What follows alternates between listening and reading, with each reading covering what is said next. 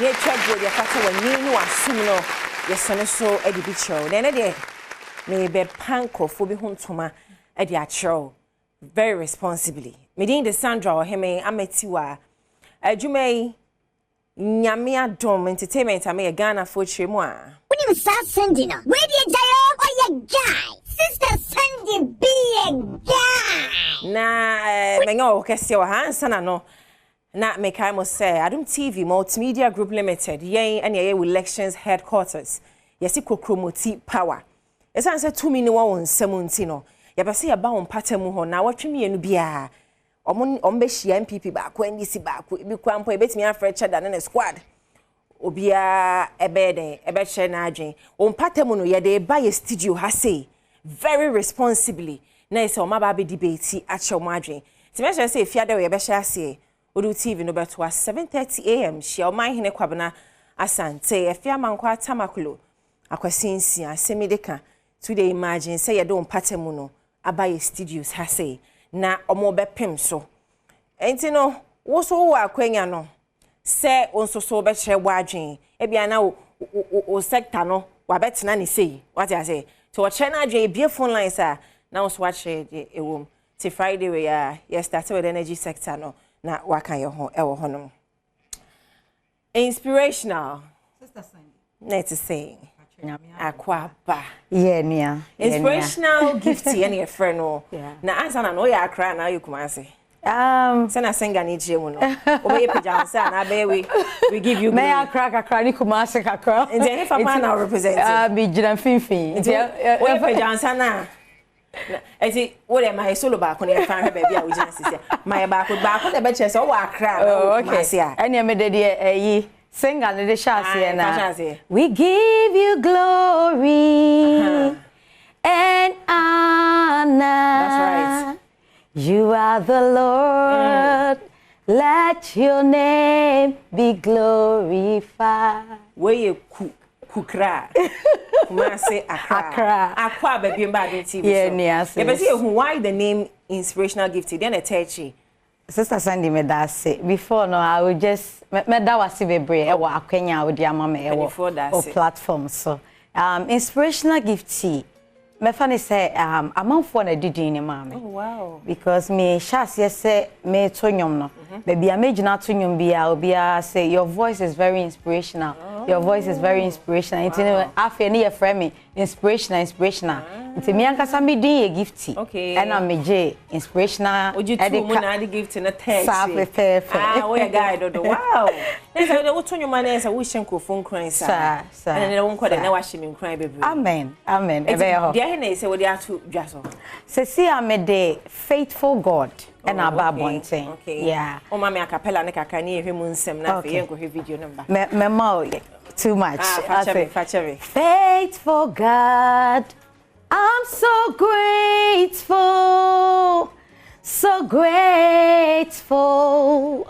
for your love for me. Your mercies never fails.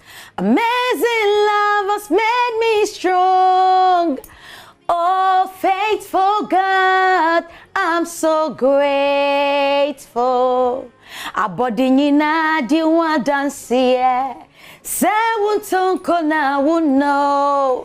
To mi nyina wura. Wosuo na wokron. Me de me ho to woso. Inspiration. Wama meni mengwasi ye. But you mean I'm say we aye ni osom. Yes. Oh, born in Samrani. Yes. It's in order for me entie inspirational gifty. Then you more the art form. You better uncommon so. Yeah, baby I made Genebia, me try say me share story with, and usually me can say it's not for public sympathy. It's just to encourage na say God is still in the miracle business. I'm a Christian, but me worry 2017. Okay. And immediately after me worry, me come be yari seriously. I enye yari ye ka say oh we dey between hospital and nursing home was 3 years. Oh. No out. and a lot of things happen. Onya brain aneurysm, onya kidney failure, really? All the stuff. Oh. And doctors gave him about 3% chance of survival. 3%. 3%. And Okwamukachre me say, even if he comes out, on to main drain, on to main yashe on its own. And Cecilia said, me kashe nyame nyam say, looking at him now, any dear doctor for kaye, any pempenswa nyame de na beduna, then God is faithful. And that is where the song is coming from. I say me, but say Ahosepe biya okay. Nyame Adom biya okay. I wish Sang committee me share videos and pictures of him for your audience to know say nyame eye no kwafo. And that means say nessa wo share na bia situation bi hu ne say ni da so asa. On the situation where they ma pema na che and then inspirational gift here catch us. So no the offer mu ni o the boss anyem no. Eni say nyame no kwafo. Nti na ye gya inspirational gift.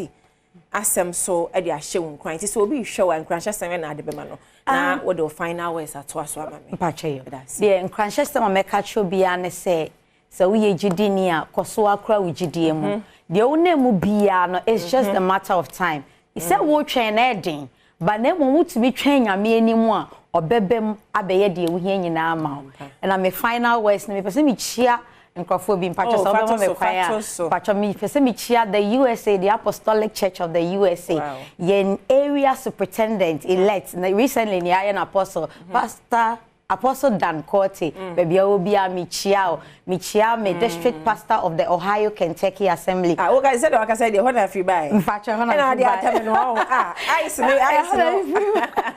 Ohio Kentucky Assembly Pastor Kofi Frempong and a Columbus Assembly Pastor Kennedy. Any all the pastorate of the USA Apostolic Church michio bia nyame hwamo ne mo mpa ebo ne mo kransha mo de time echi a mo bedu sam penso.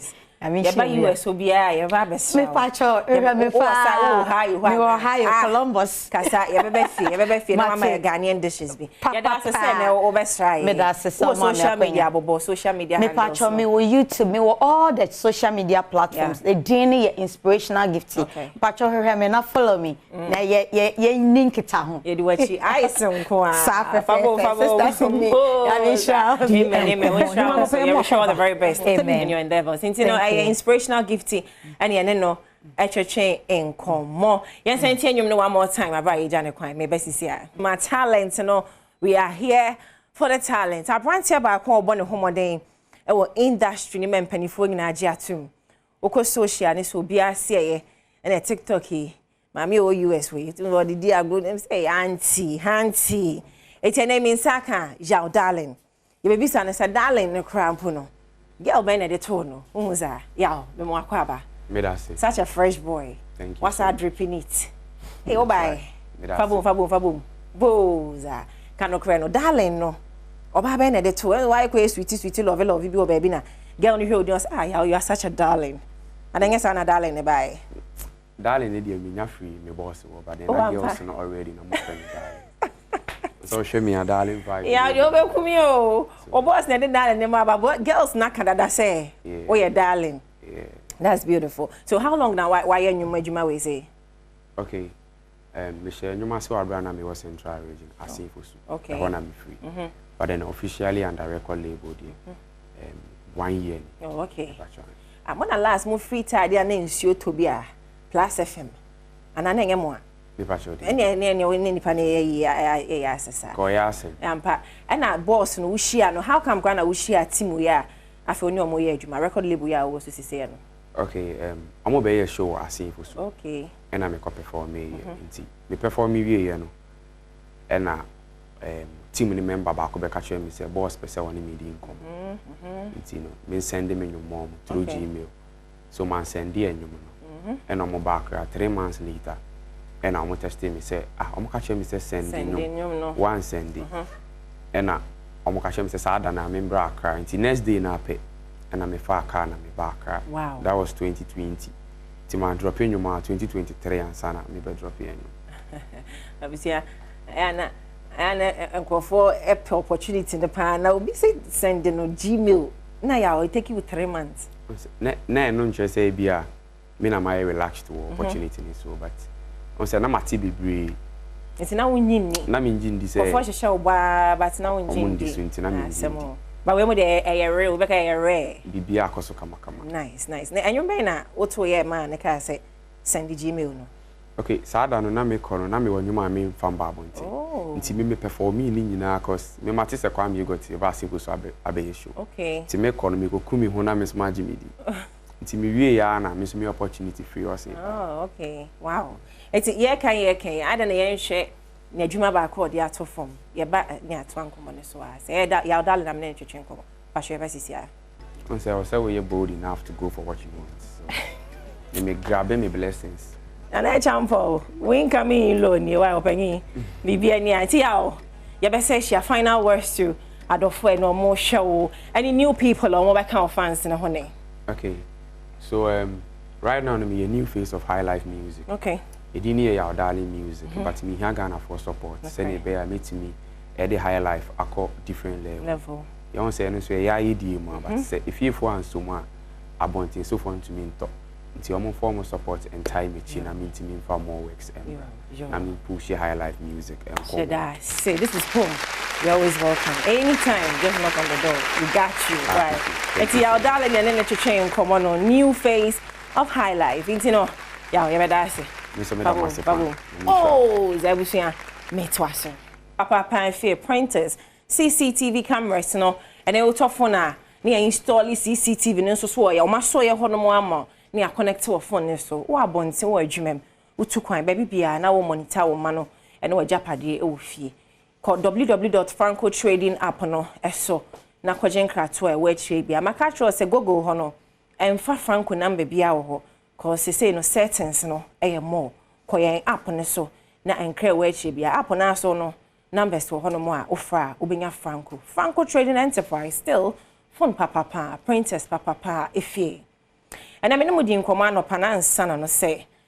And I know you're part talent home to my bebre with fee ha say because Adom TV and your words we are here for the talent. Now, Brett ya me sa kan idie. Ni din cry different. Oh, e dey no me hu na me setema na din. It's my person no abebo din no. Na fe ya bisa no the reason why o choose to say din. Ade can be bodin no. Pesa wa obo. Akwaba. Yeah. Papa chapo me. Yankopado na so. Nyame adom.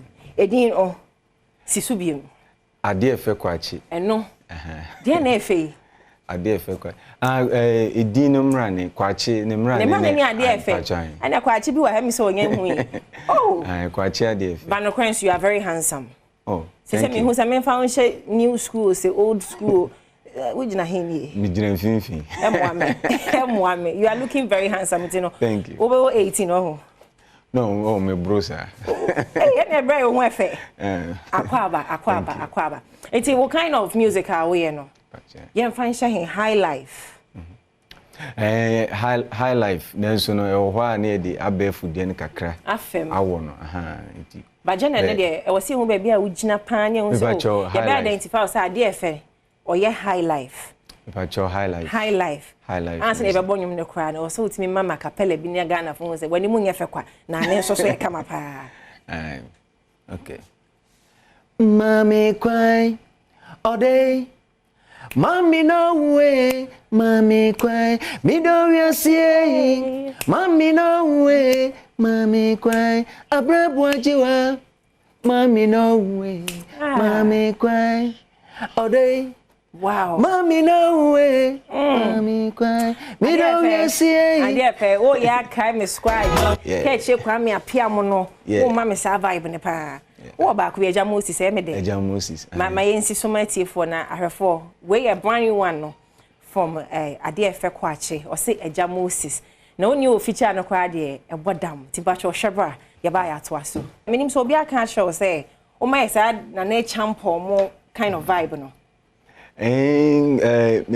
Your friends say me engineer no cross my me ho abusuma e kan say abusuma kotre me dan me chameleon no e to da me voice no e say we kakra say we kakra because me tie na answer catch kwa me ho na dia mama na na champion live but na why strong man bibi o host any reason tie strong man I choose you know unse ye ka strong man u tene nyuma rap no de unse koye nimpa e na sa nyum we no na ono na ehu se ofiti obaso ebefa obanso so egumani ma se strong man de me chi wachi beta me mo kada osane kimpaluta obaako bi kimpaluta o me ntie no samba real quick o me ntie o me ene friend ma me kwan no ma me kwan aish na no bada ben no ba last year okay in a strong man de year this year yeah okay it is a new project by na o ye ho adwuma sisi na sisi a me wonyum ba ko ovole ovole French okay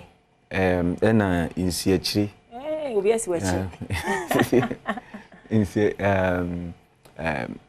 fire go burn you titles no so dey adwage pa ena empatadan enyum no de bibiri ba kwa chi obuafu titles dey ade mama obuafu empatadan no it talks about my life story, you know, in America, you know. BBC ya bonne tofa ma me quick na yenti.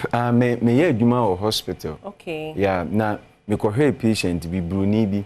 Na o smoker okay me. O shit, no shit. Ha onum emusie bi na ni fi hye. Enti ni fi hye no. Oda abonten. Oh. Oni insurance. Wow. Na me hwe bibini a me metu kwan kwa America na saa niema we mi wo bi no. No, you many no. As atoyenchem ne to me a. Nka me no insurance be mame bi a efie foforo ana omo be mame ba bi na ono a ya wo no ho na wo hwe ugina ho buru ni tintingam mi hu se wiase ne wo no. Ensaten nyina anyepe. Nti obi a ya wo na buruchiri bruni se bi a wa ha obi a pese okwa buruchiri. Nanso no nipa no kura wo free ho no kura no. Obresa no. Wonya ba bi na no. Ena me kai se ubi ti America da bonti udam papa demo da onya miasia satia nyina nyepe abeje ko dem jama ampadu na betimi achi wiase ne ho no nsatia nyina nyepe ubi ti Ghana ha usika broso ubi ti America enkoye ma no ubi so ti America abrabo no koye ma no eti baby a wo life issues no na wo de wani to na wo de trot nyom ne maye no wow said the be ya you know eti wonyom ne nyina ye be hu wo hefa YouTube me pa cho YouTube na hefa biem boom play Spotify yes che ade fe kwachi yeah ade fe kwachi ye be hu na wo social media ne so me pa cho bobo social media handles ne mame me wo TikTok me wo Facebook me wo YouTube, you know, Instagram, you know. Nice. Yeah. Is there any final words for no more show? Any new fans are abeka hon? In Kratobe na ya de be mom ade efe kwache de na ehwe ni mo. De me ka kire etifo ni say me da o masi say etifo ni ho a me ni ho. Na afi so no me da monso Adom TV ne mo abedwafo asise moto mo safre me. Nti Ghana for de me ka kire mo say me woni pa bi mo me wo enwuma efutu etu me sere won say omo nta mechi say the be ya bitimi de nwum bebre abre wo yeah very busy but we'll make sure say tambia no achede adom achede anyankopon de amaye no ye ntwen enkohye fam mani nye waste yenso ye de beba yeah da CP ade efe kwa achene ne no etwetwen enkomo no kwachi na ma fans wechi no kwachi no I don't say the best I say happy birthday in Koma Mrs. Clarita Ham Anoche, the woman that gave me my first opportunity on TV somewhere 13 years ago. Kake Toyota Sequoia sama ameno ene mame opportunity e wo TV so for the first time ne kunu Ricky Anoche Timomi say na wudi wa oda me hwe nyame sure e de ma once was some life true adia wo ye mame no tingame inshallah happy birthday. Hair Logistics GH mami we Fabrics Wholesale GH wa beka Allied Filling Station no echi material ne pam nyina no omo nso ene de mame. I'm the guy Queen we share mo kroma fabo tema fabo mu fie mame jim boza macao.